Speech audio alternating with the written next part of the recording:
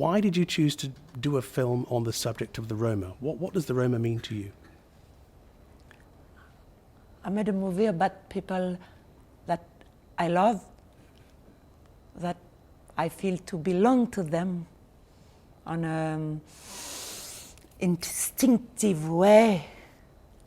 I always loved freedom. I always loved different people. And I love them through so many things, through music, through freedom. Step by step, I learned to know them.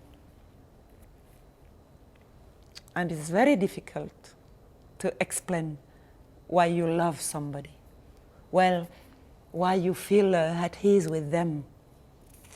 And when I made this movie in Roma, I had to go on some communities with women and men and children and adolescents. And right away, I feel good with them. Difficult, strong, very strong personality, not,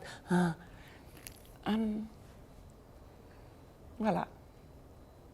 And for me, I prefer to shoot something that I love with people that I love, because we have only one life. So to not waste my life to tell story about things that I don't care. So what is the story about? You're talking about stories. What is the story of this film about? It's a very short story. It's very difficult to tell all story. Is much more antagonism between two communities, like a Europe Occidental village is in Roma, and a small camp, gypsy camp, and we see them through the public school with very strict rules, where there is this kind of ritual of the Italian authority. You don't pay, you don't have bread. Very cruel world. And at the same time, you see the people of the gypsy communities. Different. For instance, I choose to show when it starts to rain, the gypsy love to dance under the rain, because it's like metaphor. Metaphora? How do you say that in English? Metaphor, that's the word, yes. Yeah. I made my movie with a very simple story, but through some metaphor to show freedom, new world, opening frontiers, open mind, and the go-between between the two worlds is my character, because I am teacher of people, how do you call it, flute, with children. And she decided to go away and to follow the gypsy, to make them to learn to read and to sing and to do all the things of the school, but following them. You have done this, made this rebellious role, someone who doesn't quite conform to... Well, I never love very much conformist people. I think it make life very narrow. And life has much more imagination than us. How can a conformist put rules on a world? World, you never know. And it's much better to give hand to something or somebody unknown, foreign, mysterious, different, because you are sure that the world will be wider. So you've shown the world of the gypsy community, then. You've now shown it as not just as an actress, but as a director.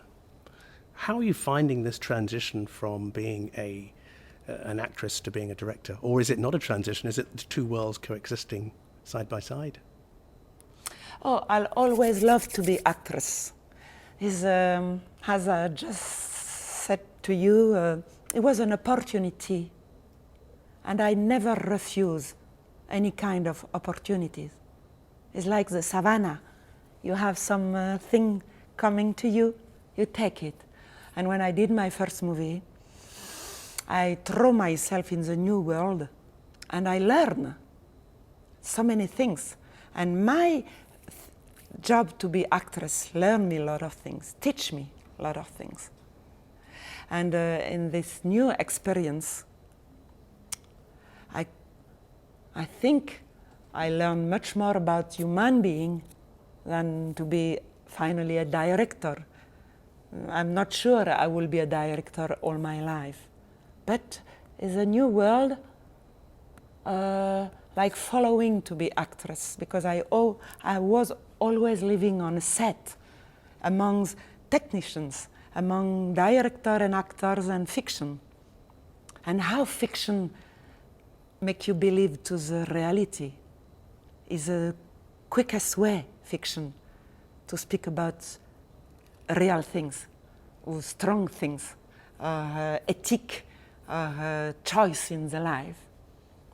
So it is a new experience, but we make light on the old experience. Now, every director wants their film to speak to as many people as possible and to touch people rather than just be something that goes, straight into the bin or straight to DVD or whatever. Do you think that this film that you've made about the Roma is touching? I will never think on these terms. First of all, I try to be honest, because I think to be honest is the best way to find somebody in front of you. I never had as a target to touch the majority. I don't like majority. I prefer one by one by one by one. So it was a difficult exercise, a short movie, and difficult exercise because you have only 6 minutes, and I had materials for 15 minutes, but it was a deal, so I have to cut. So I have to trust pictures or like photography to be quick. It's much more like music than to be a rational story. Finally then, Fanny, what is your next project going to be? Do you know what it is yet? I'm going to go to Salzburg Festival with an orchestra with Jean Aubuchet, written by Honegger. And I have to go to Spoleto Theatre with some poems from Rainer Maria Rilke and Marina Tsvetaeva. For 2 months, I will be among music and poesy. That's the best way to be. Fanny Ardant, thank you very much indeed. Merci. Thank you.